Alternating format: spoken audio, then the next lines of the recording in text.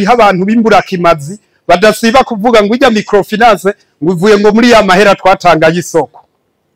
Ukiyumvira ati none nk'umuntu avuze uko abasuzuguye Fabrice canke abasuzuguye leta, ubwo ni murindire na hirya yejo bazobona nunguruje n'ibindi. Mu mezi ane twari tukipanga, turamaze gushikana abakiriya barenga 800, hanyuma tukaba tumaze gutanga amadeni arenga miliyoni 900 z'amafaranga y'amarundi. Ni microfinance twipfuza ko igira uruhara rukomeye mu gushigikira imigambi y'abadiaspora. Ikibazo kiri ngaha mu Burundi, haracariho abantu bakiboshwe, hariho abantu bakigwaye mu mitwe. Ubu turi mu rugamba rw'iterambere. Abavuga bavuge, abavuma bavume, bazoza kwiyo tuva, twatanguye kwitwa natwe abagwizatunga. Kubahwa mukoraniye ngaha, umwe wese mwiteka uhoraho yamuteye ridasanzwe cyane gose, ritavunguye ko na gato bingora no kurivuga, mu nzira yo kwerekana umunezero dufise nk'abo muri microfinance. Abubahwa bose muri ngaha ndabahaye ikaze, mugire amahoro n'amahonda n'amahera menshi cyane. Hanyuma mvuga ati kuri uno munsi ni umunezero udasanzwe, ni umunezero udasanzwe kuri jewe nabo turi kumwe twese, mu kugaragaza ibyiyumviro byacu, arico ngira mpagarareko cyane gose mu gushikiriza ijambo ryanje. Rero mu majambo make mvuga ati tugire amahoro, tugire amahoro, tugire iterambere, tugire urukundo mu Barundi twese, abari abarundi bari Burundi n'abari muri diaspora, tugire amahoro ku Burundi bwacu.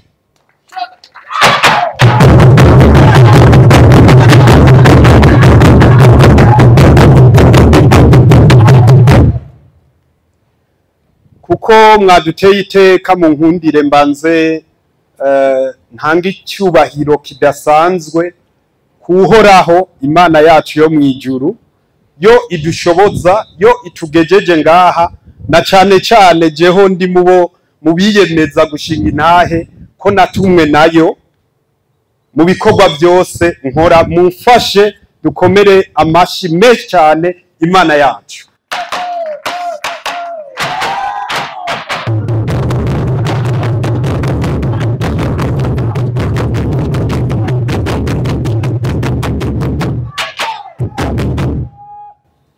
Murakoze cyane gose. Rero mu gutangura ijambo ryanje mu nkundire nerekane abo turi kumwe muri uru rugendo rudasanzwe. Mu nkundire mpere kubashigikiye iki kiyumviro kuva aho tugishiriye ahabona. Abo nabo akaba arabo twita abanyamitahe canke aba shareholders. Mu cyubahiro cyabo kidasanzwe bamfashe, mumfashe muce mubampera amashi. Abamubona n'abanyamitahe bamwe bari ngaha, Yimani Financial Group, turaza kubasigurira ukuntu yiyemeje guhagurukira canke guhagarara ku nkingi zibiri zikomeye cyane. Iyo nayo akaba ari diaspora na digitalization, kugira bya terambere canke bwa bwenge turahura hanze tubuzane ngaha iwacu Burundi. Rero turabashimiye gose abanyamitaha ari bonyene iyi mani microfinance. Imana ibahezagire cyane. Icya kabiri nagire ngire ko shimira nakira abakiriya bamaze kutwizera tutari bwanugurure ku mugaragaro. Ndazi ngaha turafise cyane cyane abakiriya baduteye iteka bakomeye cyane, baje bava mu buterere, turabakunda cyane. Rero saba abakiriya bose bamaze gufata iya mbere muri mani microfinance kubakomera amashi cyane. Murakoze cyane, Imana ibahezagire. Rero abanyakubahwa bose bakoraniye ngaha nkuko nabitanguye ndabivuga, turabashimiye cyane cyane nshakarongo kuwaserukiye ibanki nkuru y'igihugu kongera akaba n'intumwa ya guverineri wa Bere. Shimire cyane directrice wa diaspora mu bushikiranganje bujejwe imigenderanire n'ayandi makungu, nibwo bushikiranganje bubazwa diaspora. Rero kudutera iteka ntibisanzwe ngira muravyumva. Shimire cyane umuryango wanje, mureke nirate si jewe, rega nimirate na jewe no kwirata bikenewe.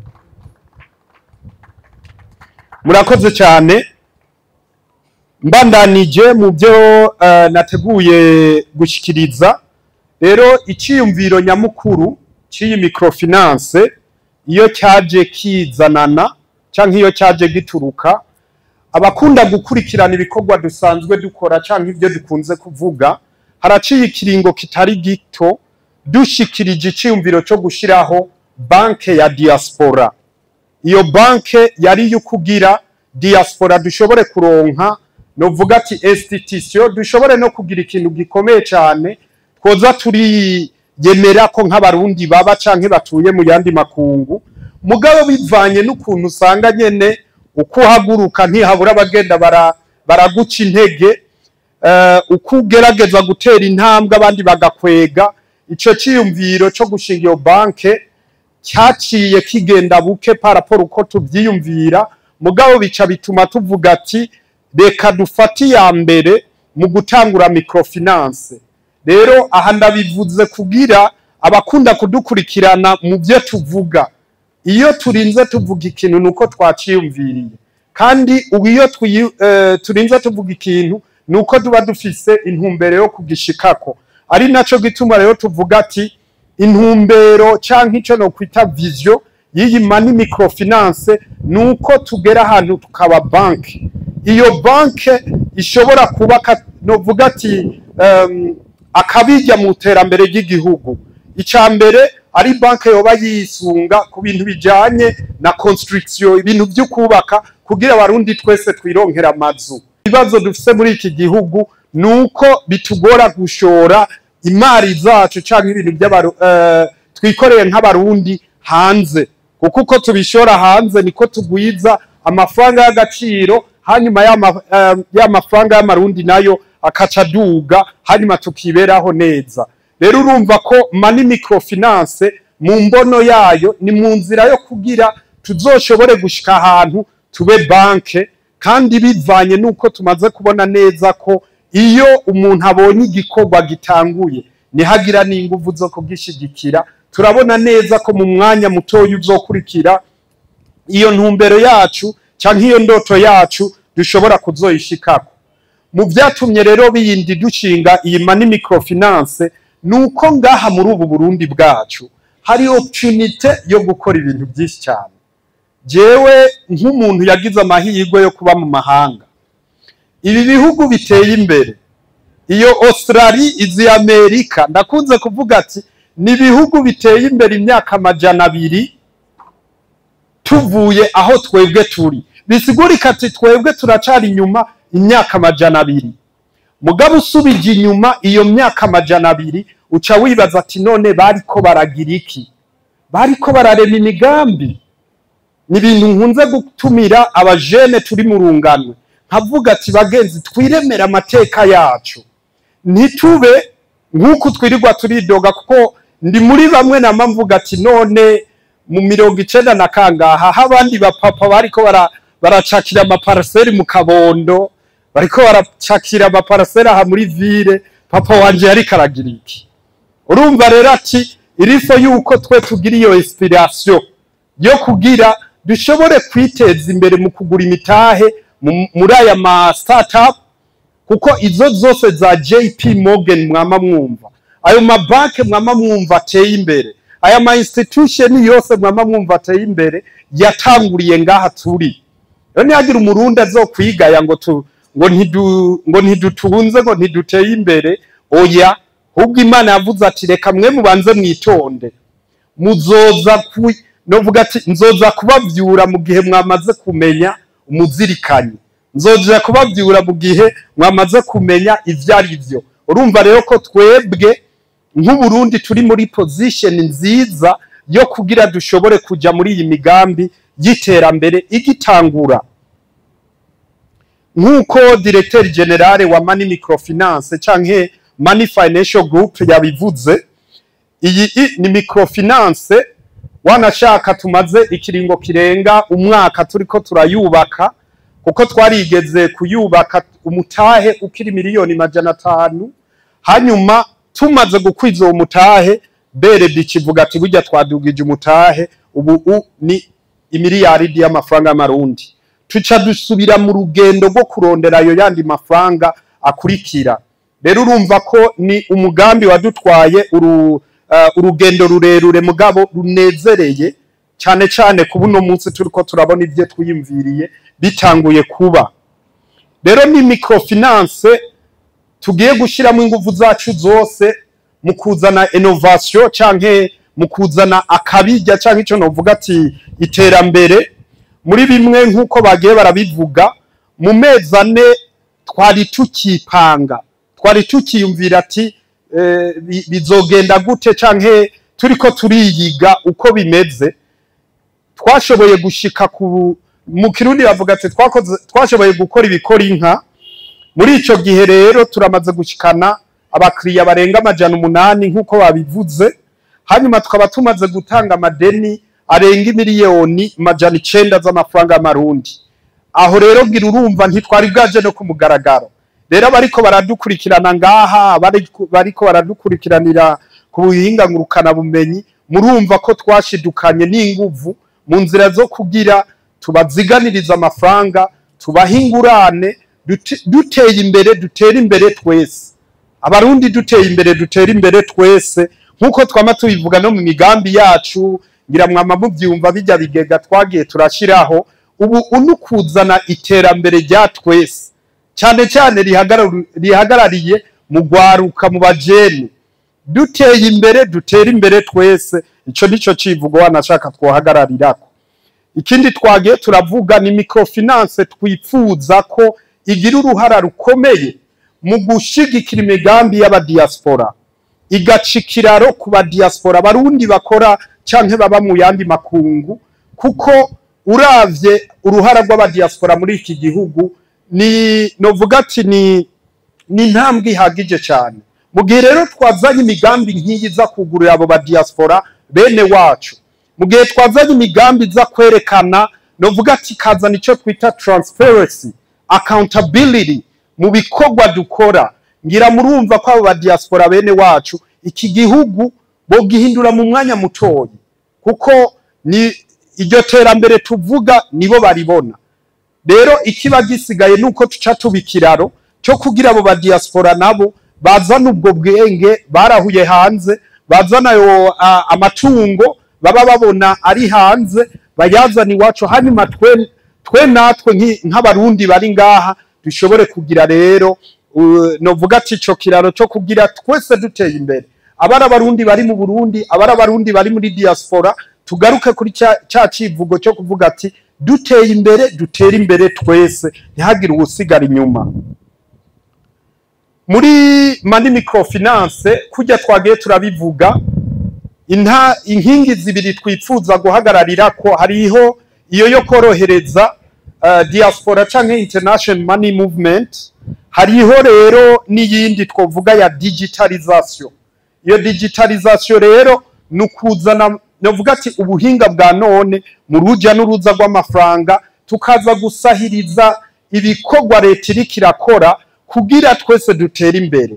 Hanyuma babandi banyonyeza itunga rya leta biyo tuve bavuyemwo, hanyuma bifuza gukora muji imbere, twigira imbere, kuko birababaje kubona hari abarundi tuba twifuza ko duteza imbere igihugu, mugaha hakaba hariho babandi ba sesa nkuyoze baguma batuboha, kandi vyama vyavuzwe twese turabizi ko ivyo bintu ngaha bibaho.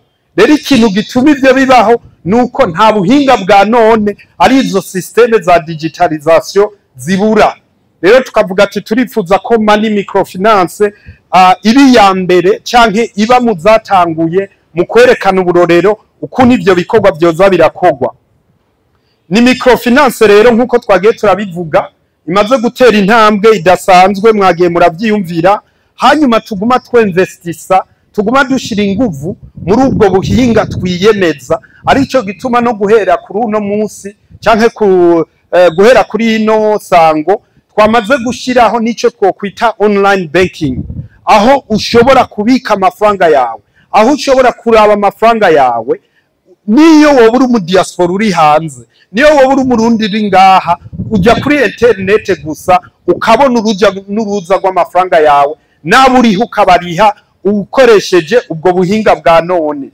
Ikindi nkuko mwagiye murabibona mu vyambere twarashizeho mobile banking, bisigurika ati ngaha wuguruje konte niyo novuga ati n'umunsi mukuru yugeze kuba nk'uyu ubona ka message gakorokeye muri telefone yawe. Ngira urumva rero kujya twagiye turabivuga, ni bwa bwenge twagiye turabona hanze bakoresha, ni bwa buhinga twagiye turabona hanze bakoresha, tugerageza mu nzira yo kugira ati natwe Burundi bwacu bibeho kujya twagiye turabivuga. Nababwiye ikivugo cyacu cy'uno munsi ni duteye imbere, dutera imbere twese, ntihagire usigara inyuma. Dufise rero intumbero y'akazoza canke dufise ico no kwita vision canke mission ya microfinance yo gushika ku ntambwe nini ya cyane. Nkuko nari natangwe nabivuga, murumva ko ingazi ku ngazi, intambwe ku yindi, aho dushaka gushika nuko dushobora gushika kubaho nka banki. Ngira mwabibonye abanyamitahe bacu turacari bake. Urumva ko murabizi ko mu Burundi iyo umuntu atanguje umugambi hari abantu bita imburakimazi baca bavyuka bagatangura guca intege abandi. Turacari bake rero, mugabo turacifuza ko turanacana afise intumbero ko tubandanya twakira n'abandi. Mugabo tukavuga ati muri uwo mwanya turiko turipima, muri uwo mwanya turiko turiraba, vuba cyane tuzokugurura n'abandi bashobore gushiramwe imitahe, tugwize tugira ibihera byinshi, twuguruze ibe banke. Rero kubifuza kuzobamwo nk'abanyamitahe, tubasabye kubandanya mukurikirana ibikorwa bya microfinance, tubasabye kugurura amakonti kugira tubashirire tubuguriza amakonti y'amadepo, mube murunguka yo muzogura imitahe azobe yungutse, kuko niko kazi kacu. Murumva ko ari ibintu novuga ati twifuza kugera ko kandi vuba cyane. Murumva ko muhawe ikaze. Nayo ubundi vision yacu muri microfinance nuko tuba ikiraro cy'iterambere. Nkuko twatanguye tubivuga, twiyemeje kuba ikiraro cy'iterambere, ni naco civugo cacu. Iryo terambere yo tuvuze ikiraro rero cy'iterambere, nubwo bwenge twarahuye hanze, nubwo bwenge buri mu Barundi bene wacu baba diaspora, nubwo bwenge buri ngaha mu Barundi bene wacu, nizo mpano ziri mu Barundi bene wacu. Dushaka ko tuba ikibuga canke ikiraro, uwo ari we wese azana umusaro, azana inguvu ziwe, hanyuma agashigikirwa, atarabwe ngo nuwo kwa naka, atarabwe ngira murazi uburozi abakoroni baturoze, nguriya n'umuhutu, nguriya n'umututsi. Je nkunze kuvuga tubwo n'uburozi tubyirukishe, hanyuma murabe kuntu twiterera imbere. Rero tukavuga ati turifuza ko microfinance iteza imbere uwo ari we wese, ari impano ufise twagiye, ari inguvu ufise twagiye, tukagaruka kuri cya kintu twamye tuvuga ati duteye imbere, dutera imbere twese. Rero mu kurangiza ijambo ryanje, sinorangiza ntashikirije ikindi ku mutima. Jewe ndakunze kuba umuntu akunze kuvuga amajambo menshi cyane. Rero nkavuga ati ibe novuga ati ibi kimenyetso cyo kwerekana inguvu z'abakiri bato. Abavyeyi bari ngaha mushigikira abana banyu, abakuze muri ko muratwumviriza, uko mushigikira abajene bo mu 2025 niko murema Uburundi bw'akazoza. Uwo ari we wese azoza araraba akavuga ati aya n'amateka meza. Hari navyo nkunze kubwira abajene ati twiremere amateka yacu. Ni nk'umuntu yombaza ati none muri microfinance washizemwe angahe? Uza gusanga atandi miliyoni nkeka zirenga 30 nashizemwe. Ariko kubera nagize ico ciyumviro, nkanka kubinya nka mugayo, nkanka kuba umwescro, nkanka kuba indyarya. Nama mvuga ati umujene wari we wese afise umugambi w'iterambere, nujya mu ntace hajya n'imodoka wo muhagarika ukamubwira ati gurisha iyo modoka uze tute dukora ivyunguka. Rero nkavuga ati abarundi tumenye kujya natangwe ndabivuga, uyu ni wo mwanya wo kwiremera amateka yacu. Mu minsi iza mukazosanga abantu turiko turiremera imigambi twateye imbere, ntimuze muturire imihari. Arico gituma rero mvuga ati twese tuje muri iyo innovation yo kurema amashira hamwe y'iterambere, yo kurema imigambi y'iterambere. Rero nkavuga ati mani microfinance iba karorero ko kwerekana inguvu z'abajene b'abarundi, ubwenge bw'abajene b'abarundi, ivyo bashobora gushikako. Ikindi nkuko nari natangwe ndabivuga, twige gushora imitahe yacu mu mashira hamwe. Rero ikibazo kiri ngaha mu Burundi nuko nkuko nabibabwiye haracariho abantu bakiboshwe. Novuga ati nibibazo twagiye turacamo, aha novuga ati bivanye ivyo bivuye ku by'igihugu cyacu gihitiyemwo, hariho abantu bakigwaye mu mitwe. Rero nkavuga ati tubahamagarire gukira, tubone kure, tubone imbere. Ngira mwama mubyumva nubo hariho abantu bimbura kimazi badasiba kuvuga ngo ijya microfinance ngo ivuye ngo muri ya mahera twatanga y'isoko. Ukiyumvira ati none nk'umuntu avuze uko abasuzuguye FABLICE canke abasuzuguye leta, kuko menya yuko microfinance ihabwa uruhusha na BRB. Ikigega twuguruje c'abanyamitahe kuri projet y'isoko gihegwa uruhusha na ARNC. Bisigurika ati rero aho Uburundi bugeze sa hantu umuntu avyuka ngo aje kwiba abanyagihugu, ntibikunda. Uwo nawe yivye aba yivye. Ni kimwe nkunze guhanura abajene ati umujene azohemuka kiri muto azoba yiyahuye. Abajene bariko baradukurikirana, muje mu migambi y'iterambere, mugabe imigambi igoroye.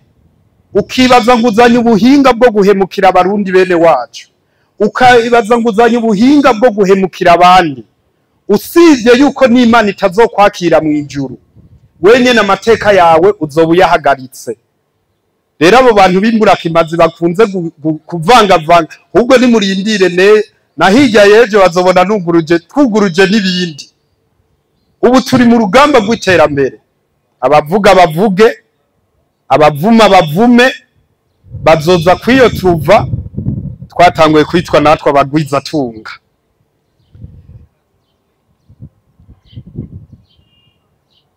Rero mu guheza ijambo ryanje nagira nsubire ndabashimire cyane gose abaje kudushigikira, abitabiriye ibikorwa, abariko barabandanya badushigikira.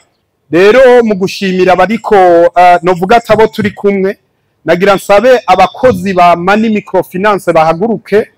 Mwagiye murabibona turiko turagira visite, mugabo bari ngaha barashobora guhaguruka mu bampera amashi mubashimire, kuko si FABLICE abikora, nabo nyene mubona turi kumwe nk'abakorege dukorana, aribo babikora, nibo bakora ibi bikora inka. Jewe uno munsi nanje natangaye mbona ibi byiza bakoze. Imana ibahezagire cyane.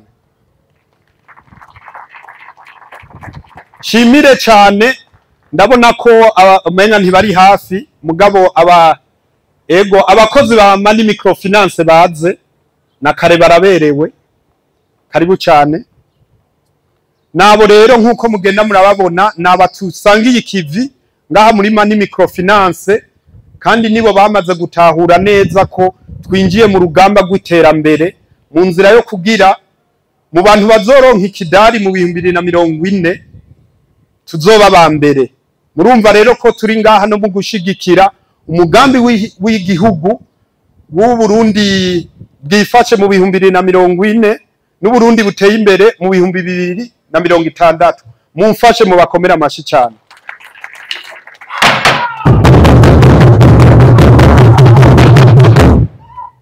Murakoze cyane, Imana ibahezagire cyane. murakoze cyane, Imana ibahezagire cyane. Hanyuma ngire ko shimira n'abandi batwitabye kuva mu ntango, amashira hamwe yagiye aratwitaba, mugabo iri hejuru ryayo yose sinoreka kuvuga ko Ubaka Nation Group, Imana ibahezagire cyane. Nkuko rero twagiye turabivuga, ikivugo cy'uno munsi ni duteye imbere, dutera imbere twese. Imana ibahezagire cyane. Merci. Banyakubahwa mwaserukiye Banki Nkuru y'Igihugu, nyakubahwa murongoye urwego nshingwantwaro wama ni MICROFINANCE, banyakubahwa mwagiye hamwe kugira ngo mushyire hamwe uburyo bwanyu mushinge ishyirahamwe mani MICROFINANCE, nyakubahwa waje userukira HIM, ihuriro ry'ama MICROFINANCE ngaha mu Burundi, banyakubahwa mujejwe umutekano ngaha mu gihugu cyacu, bayobozi b'amabanki n'amashirahamwe yo kuziganya atandukanye muri ngaha, bakozi, banywanyi, bantu mwese muvyagiye ngaha mwaje kudushigikira muri no rubanza, umwe wese ucubahira Imana yamuhaye. Tugira amahoro, tugira amahoro, ubumwe, urukundo, iterambere mu gihugu cyacu n'iterambere muri mani MICROFINANCE ndetse no mu gihugu cyacu cy'u Burundi.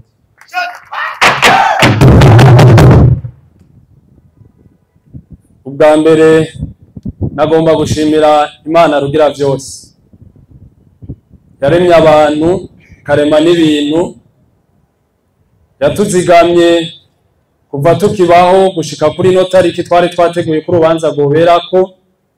Iyo Mana yagiye imbere mu gutegura runo rubanza, ikabaha ubuzima, ikabakomeza, mukaba mwashoboye gushika ngaha. Nagomba mumfashe tuyikomera amashi menshi cyane.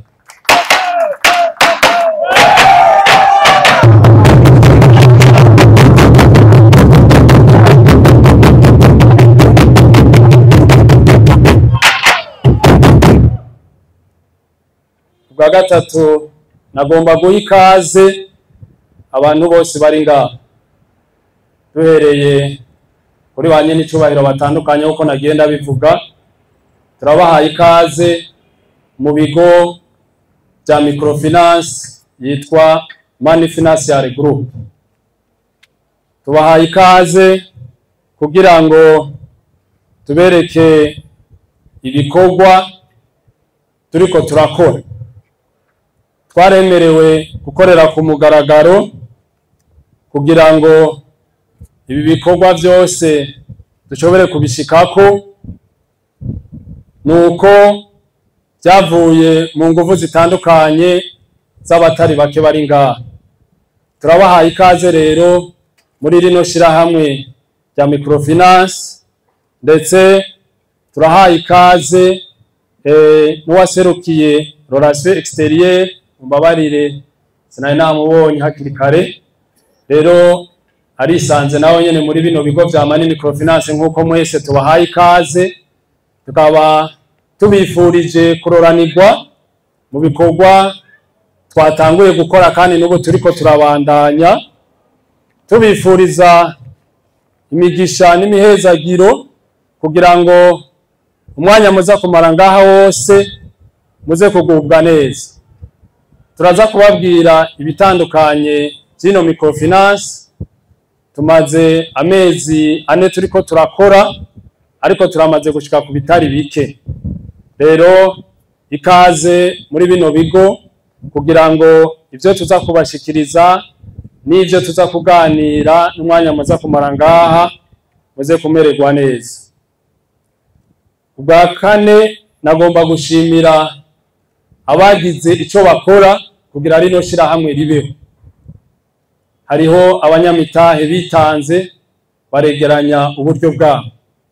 Ubwo buryo nibwo twakoresheje kugira ngo ibikorwa bishobore gutangura, ndetse dushobore kwakira n'abakiriya batari bake, dushobore kubaha ingurane, hanyuma bashobore kwiteza imbere.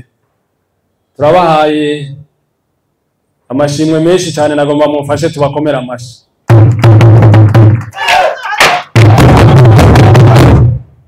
Nagomba nshimire kandi n'abari mu banki nkuru y'igihugu batwemereye ko twokorera ku mugaragaro, nshimira n'abandi baciye badufata mu mugongo mu buryo butandukanye, haba abajejwe intwaro, abanywanyi bacu ndetse n'abandi batandukanye.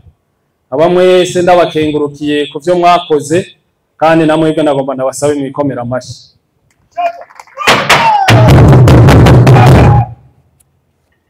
Mani Microfinance rero ni ishyirahamwe ryo kuziganya no kuguranana, nk'uko mubibona rikorera muri kino kibanza turimo, tukaba tumaze kuronka abakiriya batari bake.